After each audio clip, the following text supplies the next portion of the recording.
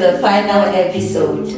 Aluta Continua. The struggle continues. Decoloniality theory can be traced back to a series of debates that were taking place in the 1980s in Latin America, and it was emerging out of debates that were taking place between dependency theorists, Marxists, world systems analysts, and it was being pioneered by a research group called MCD, or in English, the Modernity, Coloniality, Decoloniality Research Group. Figures which are closely associated with this decoloniality theory include the Peruvian sociologist Aníbal Quijano, who I think could be said to have pretty much inaugurated the discourse by introducing the term the coloniality of power into the debate. And it's a remarkably complex and fascinating term. And like I said, stretches back to the late 1980s. And I think that was a kind of master key or a kind of real unlock for those scholars because it allowed them to see the world in a kind of new way. And I think even Walter Mignolo, who I'm going to spend a lot of time talking about today, was enormously influenced by the work of Aníbal Quijano. And also, if I'm mistaken, I stand to correction on this one, but I think he did describe reading or coming across the term colonial matrix of power as a kind of epiphany or kind of epiphanic moment or something like this with respect to how the gears shifted and he's able to see the world in a new way. So I'm going to explain what the colonial matrix of power is in a moment. Other scholars who are associated with decoloniality theory, and now this starts gaining increasing traction globally speaking in the 1990s, would be this Argentine scholar of Italian descent, as he puts it. He's a semiotician, Walter Mignolo, and was for a long time a distinguished professor at Duke University. Also associated in the 90s with figures like Boaventura de Souza Santos, with Ramon Grosfoguel, with Nelson Maldonado Torres, and various other protagonists as well. But throughout the 90s and early 2000s, most of these thinkers began progressively to become installed in the highly prestigious universities of the global north, especially in the United States. So I think that the United States is a critical transit point when one thinks about how decoloniality eventually traveled around the world.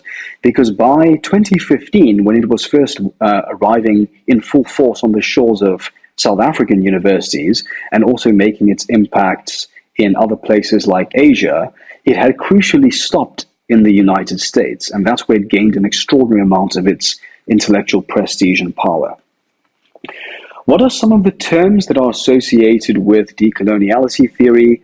The colonial matrix of power is, I would say, the organizing macro narrative of that theoretical apparatus. I would say that if you don't believe in the colonial matrix of power, I'm not sure whether you can really be a decoloniality theorist in the most serious sense of it.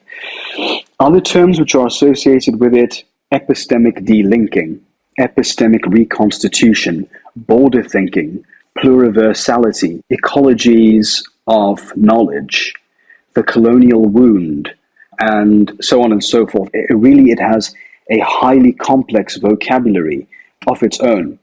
And I also want to make clear that one of the things that troubled me so much about decoloniality when I first began to read it is that decoloniality theorists style themselves as they are the avatars or representatives of a grassroots movement, and they actually represent struggles that are coming from the base of society, from ordinary peoples in society. And it's simply their job to bring into the university space and into intellectual debates the types of thoughts that are being suppressed, that are happening at the lowest levels of society. But good heavens, if you try to make sense of this vocabulary, I mean, it's absolutely elitist, it's exclusive, it's so complicated. I have now this year spent hours and hours of my life with colleagues of mine trying to demystify and make sense of what some of these terms mean. And I promise you, some of them are strategically ambiguous. Because when they're ambiguous and you can hide behind that ambiguity, it becomes enormously productive in terms of defending yourself against people who are coming along and asking exactly what it is that you're up to. Cities are about opportunity. Whose opportunity counts? The right to the city must extend to those who make it run, the cleaners, carers, and mothers. Making cities gender sensitive means rethinking everything from transport schedules to housing, from safety to childcare. It means listening to women and not just planning for them. In Bogoto, women in the city, they clean their homes, raise children, and carry the weight of the world. It's time the city carried them too. Thank you.